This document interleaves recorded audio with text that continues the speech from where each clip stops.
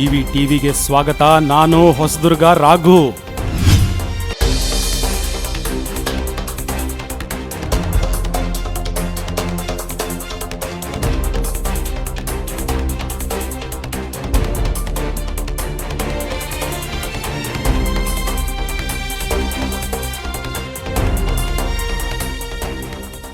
ಬಾಬಾ ಸಾಹೇಬ್ ಅಂಬೇಡ್ಕರ್ ಅವರ ಆಶಯದಂತೆ ಈ ದೇಶದಲ್ಲಿ ಯಾರು ತುಳಿತಕ್ಕೆ ಒಳಗಾಗಿದ್ರು, ಯಾರು ಅಸ್ಪೃಶ್ಯತೆ ಅನ್ನೋ ಹೀನ ಸ್ಥಿತಿಯನ್ನು ಅನುಭವಿಸಿದ್ರು, ಯಾರು ಅಕ್ಷರ ಮತ್ತು ಆರ್ಥಿಕ ರಾಜಕೀಯ ಅವಕಾಶಗಳಿಂದ ವಂಚಿತರಾಗಿದ್ರು, ಅವ್ರಿಗಾಗಿ ಮೀಸಲಾತಿಯನ್ನ ಕೊಡಬೇಕು ಅನ್ನತಕ್ಕಂಥದ್ದು ಹೋರಾಟದಲ್ಲಿ Baba Saheb doctor B R Ambedkar ಅವರು ಸಂವಿಧಾನದ ಮೂಲಕ ಈ ತುಳಿತಕ್ಕೆ ಒಳಗಾದ ಸಮಾಜಗಳಿಗೆ ಮೀಸಲಾತಿಯನ್ನ ಕಲ್ಪಿಸಿದ್ದು ತಮಗೆಲ್ಲ ಗೊತ್ತಿರತಕ್ಕಂಥ ವಿಷಯ.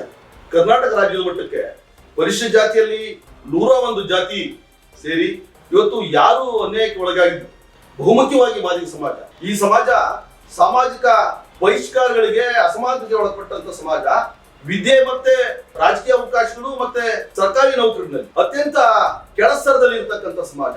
ಆ ಕಾರಣಕ್ಕಾಗಿ ನಮಗೆ ಒಳ ಮೀಸಲಾತಿಯನ್ನ ಕಲ್ಪಿಸಿ ಅಂತ ಅನ್ನೋ ಒಂದು ವಿಷಯದಲ್ಲಿ ಸರಿಸುಮಾರು 35 ವರ್ಷಗಳಿಂದಲೂ ಕೂಡ ದಲಿತ ಪರ ಹೋರಾಟಗಾರರು, ನಮ್ಮ ಮಾದಿಗ ಹೋರಾಟಗಾರರು, ಒಳ ಮೀಸಲಾತಿ ಹೋರಾಟಗಾರರು 35 ವರ್ಷಗಳಿಂದ ಹೋರಾಟ.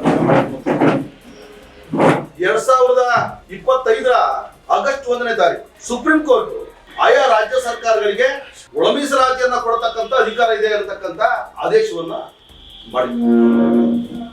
ಅದರ ಅನ್ವಯ ಕರ್ನಾಟಕ ಸರ್ಕಾರ ಒಳ ಮೀಸಲಾತಿಯನ್ನ ಒಪ್ಪಿ ರಾಜ್ಯಪಾಲರಿಗೆ ಆ ತಿಂಗಳ ಹಿಂದೆ ಒಪ್ಪಿ ಕಳಿಸಿತ್ತು. ಅದರಲ್ಲಿ ಮಾದಿಗ ಸಂಬಂಧಿತ ಜಾತಿಗೆ 6%, ವಲಯ ಸಂಬಂಧಿತ ಜಾತಿಗೆ 6% ಮತ್ತು ಸ್ಪೃಶ್ಯ ಜಾತಿಗಳಿಗೆ 5% ಅನ್ನ ವರ್ಗೀಕರಣ ಮಾಡಿ ಇತ್ತೀಚೆಗೆ ವಿದ್ಯಾರ್ಥಿಗಳು ಹೋರಾಟ ಮಾಡ್ತಿರೋ ಕಾರಣಕ್ಕಾಗಿ 56,432 ಹುದ್ದೆಗಳನ್ನ ತುಂಬುವಂತ ಸಂದರ್ಭದಲ್ಲಿ ಒಳ ಮೀಸಲಾತಿಯನ್ನ ಹೊರತುಪಡಿಸಿ ಹುದ್ದೆಗಳನ್ನು ತುಂಬತಕ್ಕಂತ ಕೆಲಸಕ್ಕೆ ಸರ್ಕಾರ ಕೈ ಹಾಕಿದೆ. ಆ ಕಾರಣಕ್ಕಾಗಿ ನಮ್ಮ ಬೇಡಿಕೆ ಇಷ್ಟೇ, ಒಳ ಮೀಸಲಾತಿಯನ್ನ ಒಳಗೊಂಡು ನೀವು ಉದ್ಯೋಗವನ್ನು ಕಲಿಸಬೇಕು, ಈ ಸಮಾಜಕ್ಕೆ ನ್ಯಾಯವನ್ನು ಒದಗಿಸಬೇಕು ಅನ್ನತಕ್ಕಂಥದ್ದು ನಮ್ಮ ಸಮುದಾಯದ ಹೋರಾಟ. ಆ ಕಾರಣಕ್ಕಾಗಿಯೇ ನಾವು ಸರ್ಕಾರದ ಗಮನವನ್ನು ಸೆಳೆಯಲಿಕ್ಕಾಗಿ ದಿನಾಂಕ 9/3/2026 ಸೋಮವಾರ ಬೆಳಿಗ್ಗೆ 10 ಗಂಟೆಗೆ ಹೊಸದುರ್ಗ ಅಂಬೇಡ್ಕರ್ ಸರ್ಕಲ್ ನಲ್ಲಿ ತಾಲೂಕು ಆಫೀಸಿನ ಮುಂದೆ ಧರಣಿ ಸತ್ಯಾಗ್ರಹವನ್ನ ಮಾದಿಗ ಸಮಾಜ ಹಮ್ಮಿಕೊಂಡಿದೆ. ಇದರ ನೇತೃತ್ವವನ್ನ ತಾಲೂಕಿನ ಒಳ ಮೀಸಲಾತಿ ಹೋರಾಟ ಸಮಿತಿ ವಹಿಸುತ್ತೆ. ಈ ಕಾರ್ಯಕ್ರಮಕ್ಕೆ, ಈ ಹೋರಾಟಕ್ಕೆ ಪಕ್ಷಾತೀತವಾಗಿ ಎಲ್ಲ ಪಕ್ಷದಿಂದ ನಮ್ಮ ಮುಖಂಡರು ಒಪ್ಪಿಗೆಯನ್ನು ಸೂಚಿಸಿದ್ದಾರೆ. ಅದು ಕಾಂಗ್ರೆಸ್ ಇರಲಿ, ಅದು ಬಿಜೆಪಿ ಇರಲಿ, ಅದು ಜೆಡಿಎಸ್ ಇರಲಿ, ಎಲ್ಲ ಪಕ್ಷಗಳು ಕೂಡ, ಪಕ್ಷದ ಮುಖಂಡರುಗಳು ಕೂಡ ಇದು ನಮ್ಮ ಮಕ್ಕಳ ಭವಿಷ್ಯ, ಸರ್ಕಾರದ ಧೋರಣೆ ಸರಿ ಇಲ್ಲ, ಹಲವಾರು ವರ್ಷಗಳಿಂದ ಬಡವರಾಗಿ ಅಸ್ಪೃಶ್ಯತೆಯನ್ನು ಅನುಭವಿಸಿ ನೋವನ್ನು ಉಂಟಂತ ಈ ಸಮಾಜಕ್ಕೆ ಈ ಸರ್ಕಾರ ಅನ್ಯಾಯ ಮಾಡ್ತಿದೆ. 56,432 ಉದ್ಯೋಗವನ್ನ ಏನಿವತ್ತು ಸರ್ಕಾರ ಕೊಡ್ತಿದೆ, ಒಳ ಮೀಸಲಾತಿಯನ್ನು ಅನ್ವಯಿಸಿ ಕೊಡಬೇಕು ಅನ್ನತಕ್ಕಂಥದ್ದು ಕಾರಣಕ್ಕಾಗಿ ನಾವು ಧರಣಿ ಸತ್ಯಾಗ್ರಹವನ್ನು ಮಾಡ್ತಿದ್ದೇವೆ. ಈ ಕಾರ್ಯಕ್ರಮಕ್ಕೆ ನಮ್ಮ ತಾಲೂಕಿನ ಎಲ್ಲ ಹಾಲಿ ಮತ್ತು ಮಾಜಿ ಜನಪ್ರತಿನಿಧಿಗಳು, ಎಲ್ಲ ಅಂಬೇಡ್ಕರ್ ಸಂಘಗಳು ಮತ್ತೆ ದಲಿತ ಪರ ಹೋರಾಟಗಾರರು, ಮಾಜಿ ಸಂಬಂಧಿತ ಹೋರಾಟಗಾರರು, ಆ ಸಂಘಟನೆಗಳು, ಮಹಿಳಾ ಸಂಘಗಳು, ಆ ಸದಸ್ಯರು ಹಾಗೂ ಸರ್ಕಾರಿ ನೌಕರರ ಸಂಘದ ಪದಾಧಿಕಾರಿಗಳು ಮತ್ತು ಸದಸ್ಯರು ಎಲ್ಲರೂ ಕೂಡ ಭಾಗವಹಿಸಬೇಕು. ಪಕ್ಷಾತೀತವಾಗಿ ಭಾಗವಹಿಸಬೇಕು. ಹಲವಾರು ವರ್ಷಗಳ ಹೋರಾಟದಿಂದ ಇವತ್ತು ಮೀಸಲಾತಿಯನ್ನು ಕೊಡತಕ್ಕಂಥ ಸಂದರ್ಭದಲ್ಲಿ ಮತ್ತೆ ಮೂಗಿಗೆ ತುಪ್ಪವನ್ನು ಸವರಿ ಮತ್ತೆ ಈ ಮಾದಿಗ ಸಮಾಜಕ್ಕೆ ಅನ್ಯಾಯ ಮಾಡತಕ್ಕಂಥ ಧೋರಣೆಯನ್ನ ಖಂಡಿಸಿ ನಾವು ಧರಣಿಯನ್ನು ಮಾಡ್ತೀವಿ.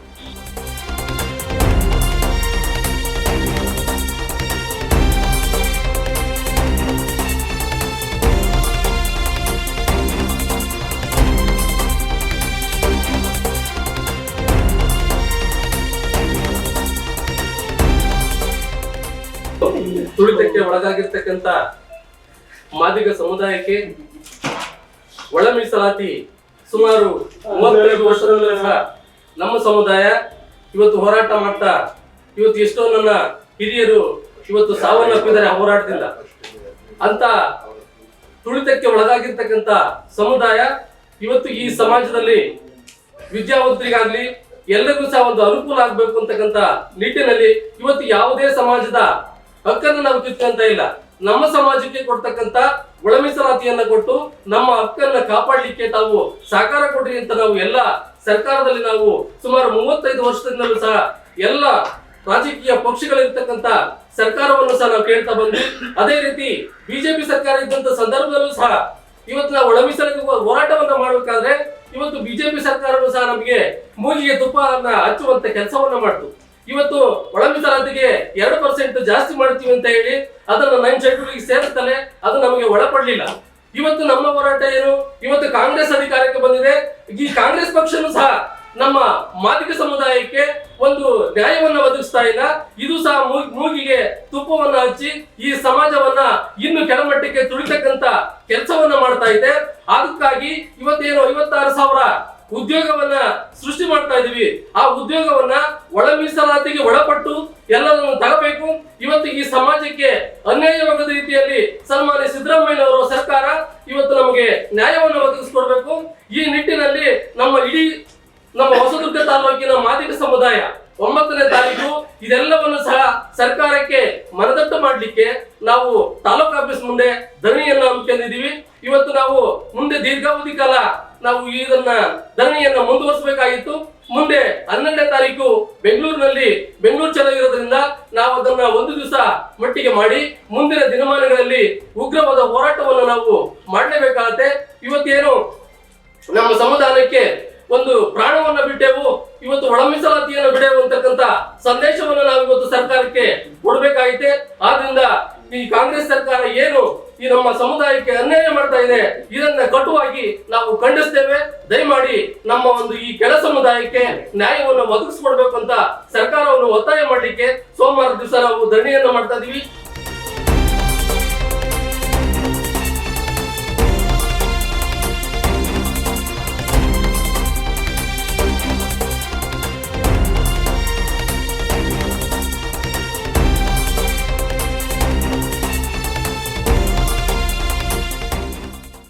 ಈ ದೇಶವನ್ನ ಭವ್ಯ ಪರಂಪರೆ ಭವ್ಯ ಸಂಸ್ಕೃತಿ ಉಳ್ಳಂತ ದೇಶ ಅಂತ ಹೇಳಿ ಹಾಡಿ ಹೊಗಳಿದ್ದಾರೆ.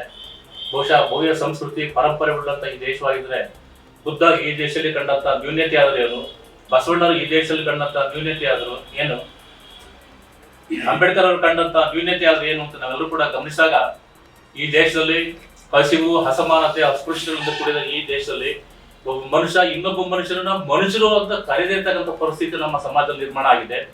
ಅಂದಿನ ವರಹಾವತಾರ ಅಂತಾರೆ, ನಾರಾಯಣ ಸ್ವಾಮಿ ಅಂತಾರೆ. ಮನುಷ್ಯರೇ ಆದ ನಮ್ಮನ್ನ ಕೈ, ಕಾಲು, ಕಿವಿ, ಮೂಗು, ಮೈ, ಮನಸ್ಸು, ತಲೆ, ಕಣ್ಣು ಎಲ್ಲವನ್ನೂ ಇಡ್ತಕ್ಕಂಥ ನಮ್ಮನ್ನ ಈ ಸಮಾಜ ಮನುಷ್ಯ ಒಪ್ಕೊಂಡೇ ಇಲ್ಲ.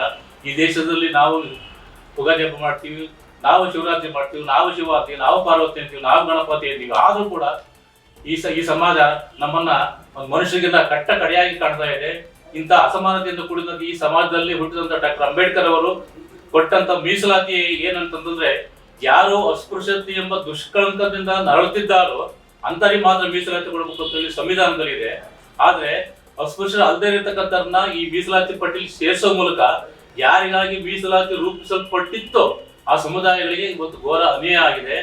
ಇವತ್ತು ಅಂತ ಅನ್ಯಾಯವನ್ನ ಖಂಡಿಸಿ ಮತ್ತೆ ಸುಮಾರು 35 ವರ್ಷಗಳ ಕಾಲ ನಿರಂತರವಾಗಿ ಈ ಮೀಸಲಾತಿ ನಾವು ಹೋರಾಟ ಮಾಡ್ತಿದ್ವಿ. ಇದರಲ್ಲಿ ಒಂದೇ ಬಹಳ ಸೂಕ್ಷ್ಮವಾಗಿ ಹೇಳ್ತೀನಿ ಸ್ನೇಹಿತರೆ, ಸರ್ಕಾರ ಏನ್ ಹೇಳ್ತಿರ್ತಂದ್ರೆ, ಒಂದು ರೊಟ್ಟಿ ಕೊಟ್ಟಿದೆ, ಆ ರೊಟ್ಟಿಗೆ ಮಾದುರುಕಾಯಿ ಹಾಕಿದ್ರೆ, ಒಲೆರುಕಾಯಿ ಹಾಕಿದ್ರೆ, ಕೊರಬರುಕಾಯಿ ಹಾಕಿದ್ರೆ, ಕೊಡ್ಚುರುಕಾಯಿ ಹಾಕಿದ್ರೆ, ಈಗ 106 ಜಾತಿಗಳು ಆ ರೊಟ್ಟಿ ಕೈ ಹಾಕಿದ್ರೆ ಅದ್ರಲ್ಲಿ ಯಾರು ಬಲವಂತ ಇರ್ತಾನೆ ಅವನು ರೊಟ್ಟಿ ಹೊತ್ಕೊಂಡು ಹೋಗ್ಬಿಡ್ತಾನೆ. ಸರ್ಕಾರ ಏನ್ ಹೇಳುತ್ತೆ, ನೋಡಯ್ಯ ನಿಮ್ಗೆಲ್ಲ ಕೊಟ್ಟಿದ್ವಲ್ಲ ಅಂತಾರೆ. ಅದ್ರಾಗ ಯಾರೊಬ್ಬ ರೊಟ್ಟಿ ಹೊತ್ಕೊಂಡು ಹೋಗ್ಬಿಡ್ತಾನೆ, ಯಾರಿಗೂ ಸಿಗಲ್ಲ. ಒಂದು ಚಿಕ್ಕ ಉದಾಹರಣೆ ಹೇಳ್ತೀನಿ ಸ್ನೇಹಿತರೆ, ಶ್ರೀರಾಮಪುರ ಒಂದು ಹೋಬಳಿ ಕೇಂದ್ರ ಸುಮಾರು 1,000 ಮಾರಿ ಜನಾಂಗದ ಮತದಾರರಲ್ಲಿ ಗೆದ್ದರೆ ಯಾರು ಗೊತ್ತಾ? ಅವರು ನಮ್ಮ ಸೋದರ ಸಮಾಜ ಬರಮ್ ಸಮಾಜರು ಒಂದು 2-3 ಮನೆ ಅವರು ಸದಸ್ಯರಾಗಿದ್ದಾರೆ. ಮತ್ತೆ 1000 ಓಟಿರ್ತಕ್ಕಂಥ ಮಾದಿಗರು ಏನಾಗಬೇಕು?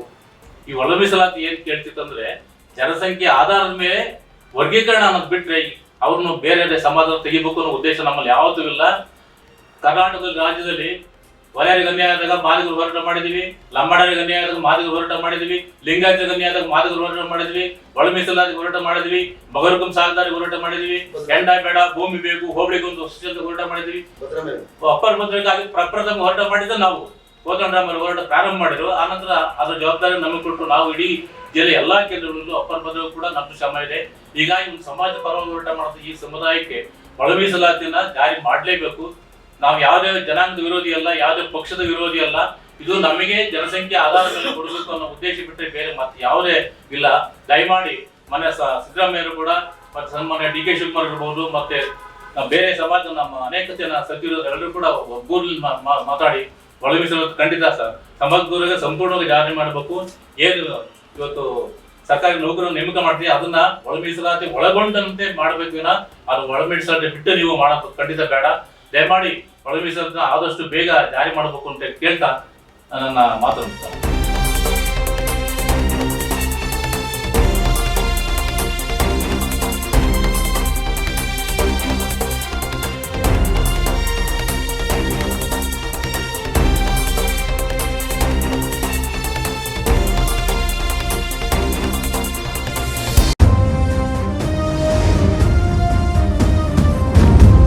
ಜಿವಿ ಟಿವಿ ಇದು ನಿಮ್ಮ